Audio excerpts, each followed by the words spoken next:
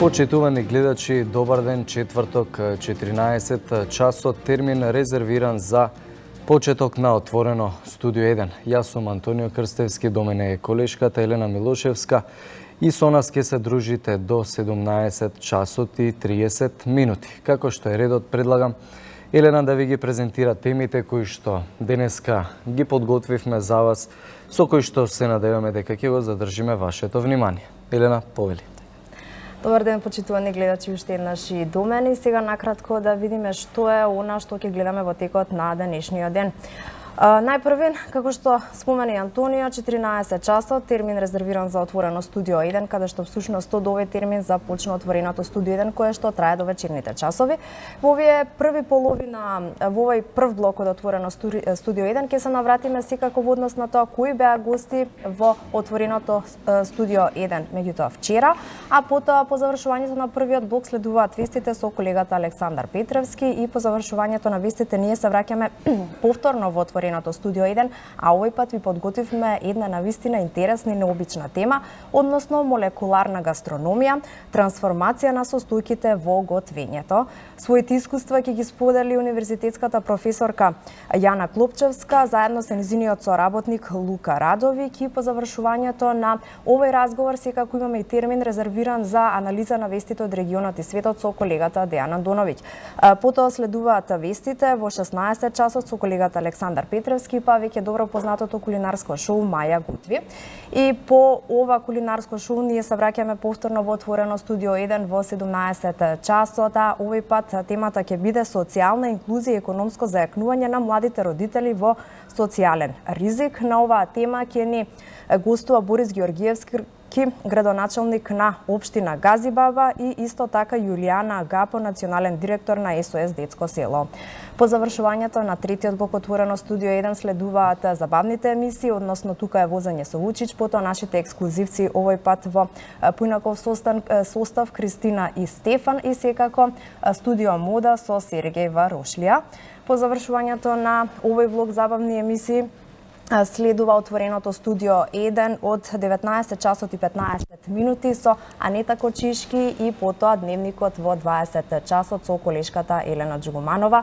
А исто така можам да кажам дека и по дневникот секако продолжува отвореното студио 1 со колегата Александар Чомовски и крајното она што ќе гледате во текот на денешниот ден се секако вестите, со тоа ја го затвараме денешната програма.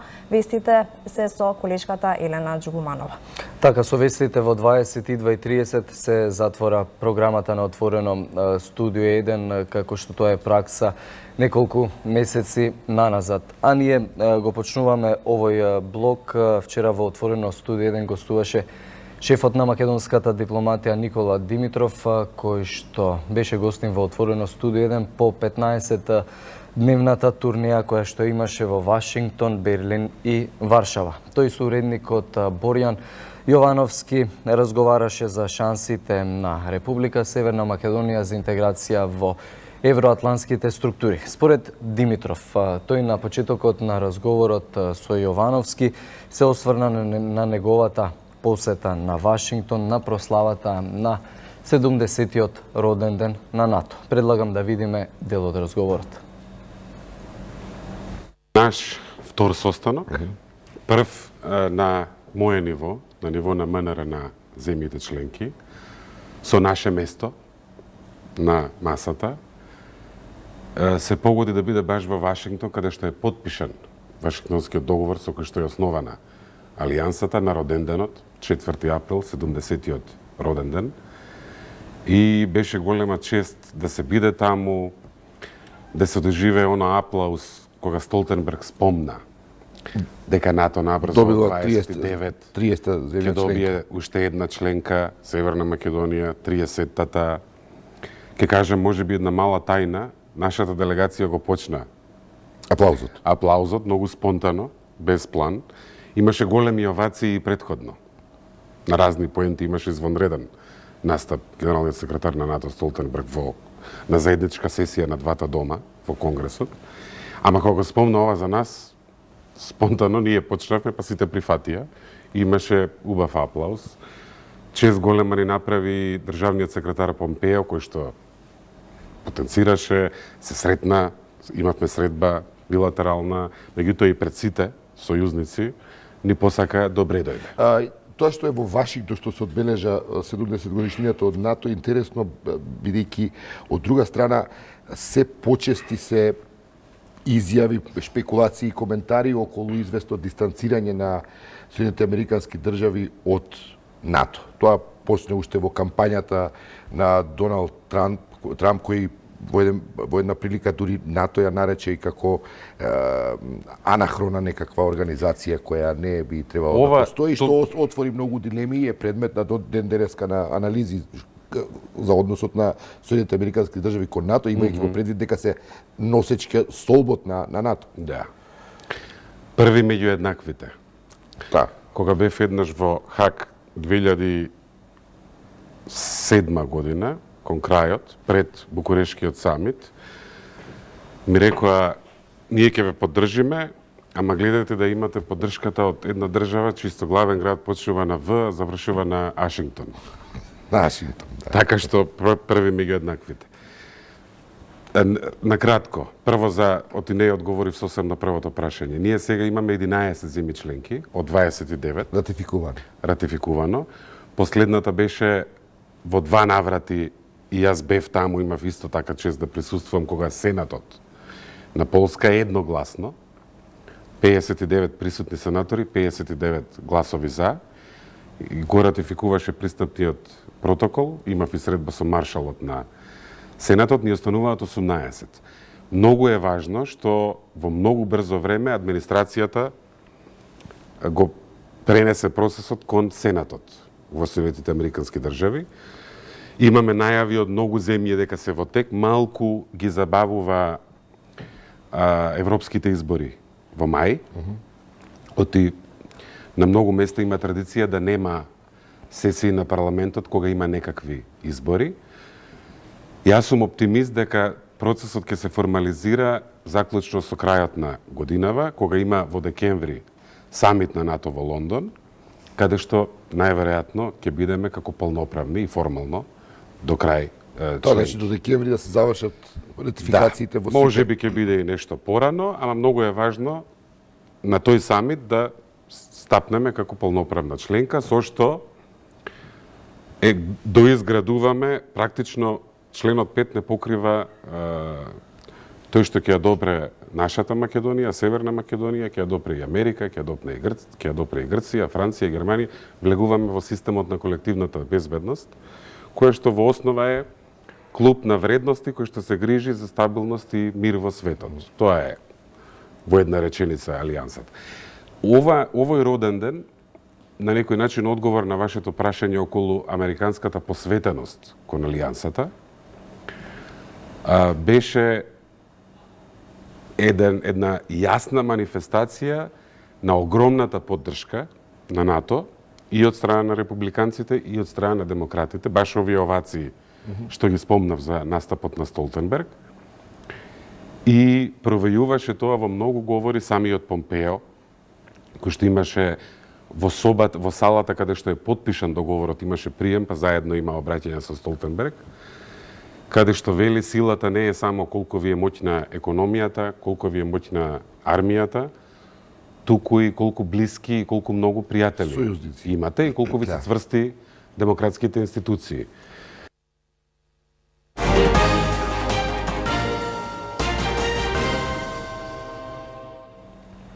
Ние продолжуваме понатаму, односно вчера во отвореното студио 1 исто така гостуваше и францускиот амбасадор во Македонија Кристијан Тимоние, кој што всушност темата на разговорот беше причините од катастрофалниот пожар кој што ја опфатија катедралата Нотр-Дам во Париз, градба стара 850 години.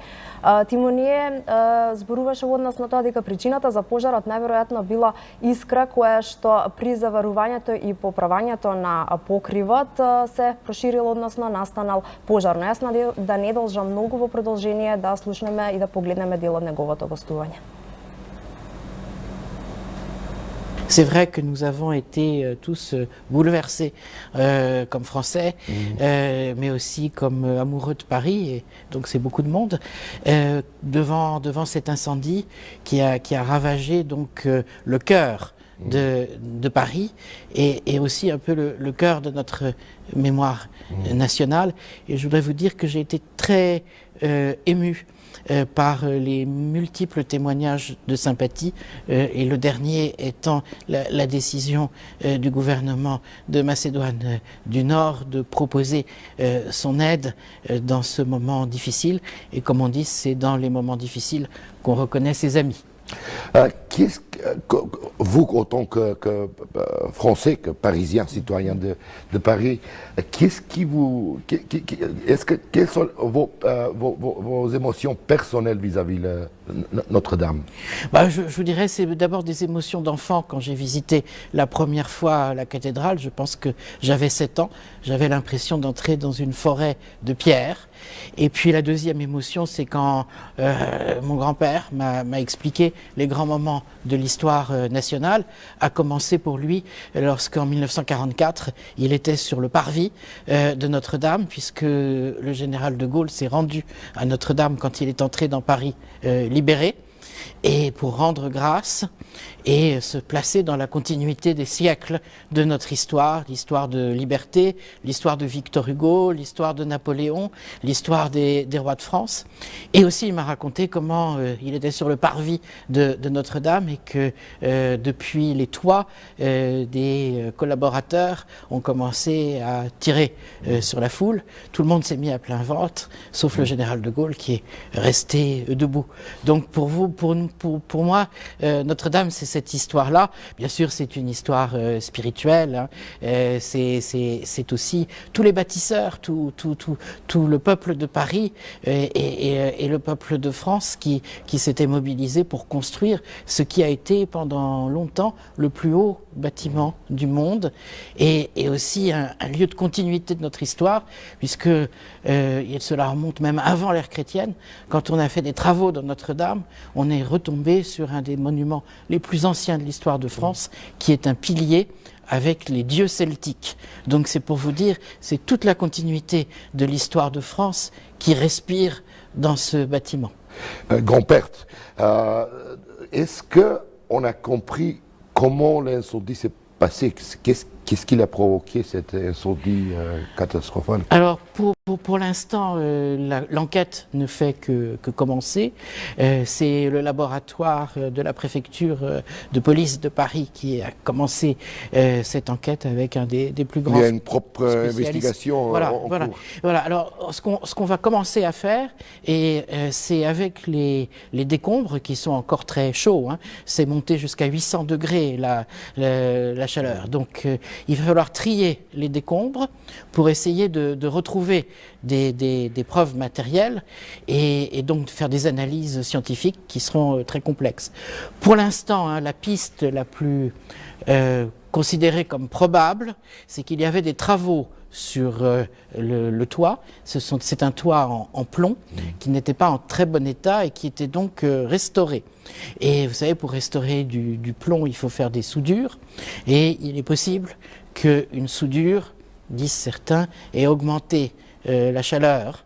Et comme en dessous, nous avons une charpente de bois, une des plus anciennes d'ailleurs au monde, avec un bois extrêmement sec, il est possible que la chaleur se soit concentrée et qu'une sorte de concentré d'incendie se soit déclaré lorsque, heureusement, tous les ouvriers et tout le monde était hors de la cathédrale. Je pense que ça aurait été terrible s'il y avait eu des personnes... Au moment où l'incendie s'est passé, il n'y avait pas les travailleurs qui... Non, ils avaient terminé leur journée de travail, c'était vers 7 heures. Donc la probabilité, et surtout des précédents qui existent, laisse penser que cela pourrait être dû à des travaux. Mais encore une fois, c'est difficile de parler sans preuve, on parle là de probabilité.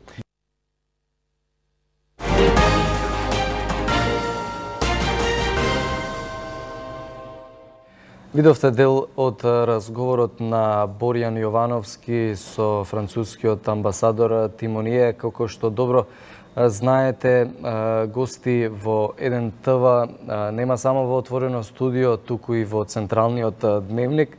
Во текот на вчерашниот централен дневник гостинка беше Симонида Кацарска од Институтот за европска политика, таа говорики за поглавието 23, односно делот кој што се однесува на реформите во правосудството, изјави дека се забележува усвојување на клучните реформски закони, како што се Законот за судовите, за Судскиот совет, но и дека според неа допрва следи имплементацијата на овие закони. Да видиме дел од нејзиното гостување.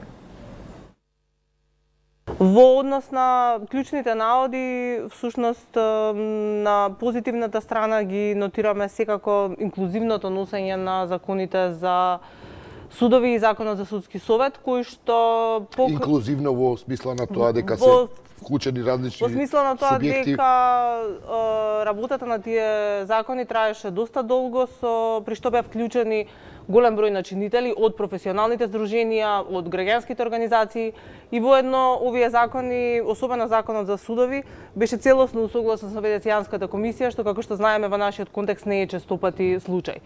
Истото е во голема мера и случај со Законот за Судскиот совет, во кој што се вградуваат последните забелешки од Венецијанската комисија во, како што чувме денеска, во трето читање, што значи дека овие закони всушност ќе го имаат поминато, ќе го имаат добиено зелено светло од Венецијанската комисија, што не е лесно, бидејќи Венецијанската комисија честопати нема јасни правила, нема јасни стандарди по кои се води и на земјите членки на земјите кои што и се обраќаат да направат еден добар систем. Меѓутоа, како што споменав, и овие два закони се уште чекаат подпис, едниот е во собраниска процедура, Законот за судови чека подпис од председателот, што значи дека допрва ќе ја видиме нивната имплементација која што ни предстои. Добро, СЈО е секако важен услов за да се добијат преговорите, односно решавање на статутот на СЈО или законот за јавното обвинителство. Сем тој закон, што друго недостасува за да се пополни оној список кој е неопходен да биде доставен до Европската комисија за да се добие некаков извештај кој ќе препорача почеток на преговори? СЈО, јас си го споменав во мојата изјава, тоа беше следната точка, она што го очекуваме секако до јуни. И ќе беше идеално сценарио да дел од овие закони беа донесени порано, за да можевме да покажеме и некое досие на имплементација на истите. Тоа го имаме, например, во Законот за спречување и борба против корупција, во кој што се избра новата комисија и, како што чувме и денеска, веќе ќе има, до јуни ќе има некое досие на тоа што истата работи.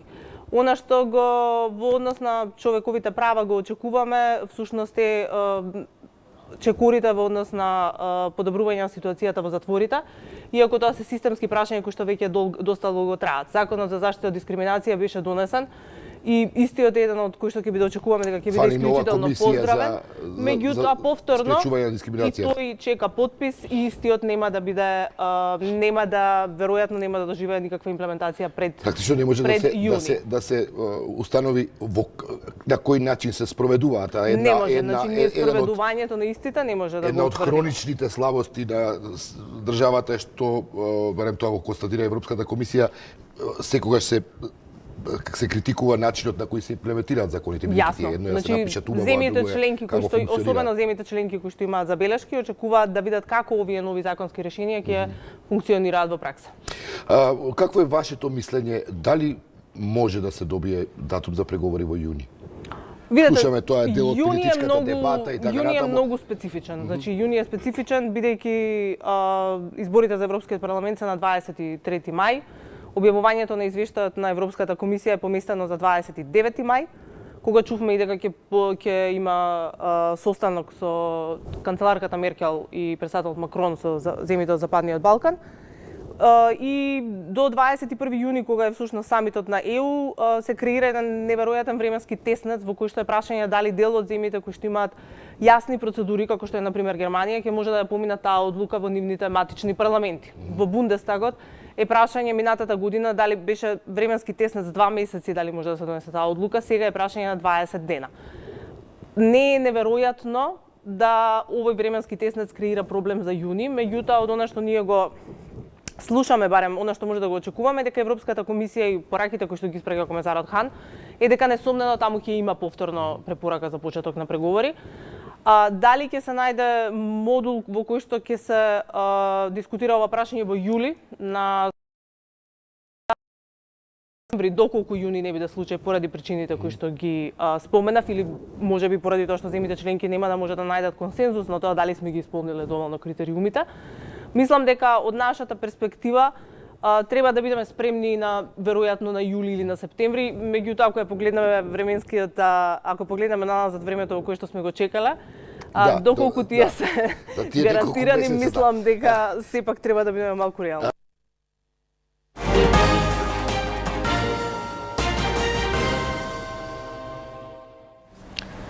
Во авторската емисија Печат на неделата на Саша Ордановски вчера пак му гостуваа тројца гости. Тоа беше министерот за информатичко општество Дамјан Манчевски, потоа исто така професорот Борча Давидковски и политикологот Миша Поповиќ, а темата беше зошто ниедна реформа на јавната администрација во изминатите 20 години не дава добри резултати.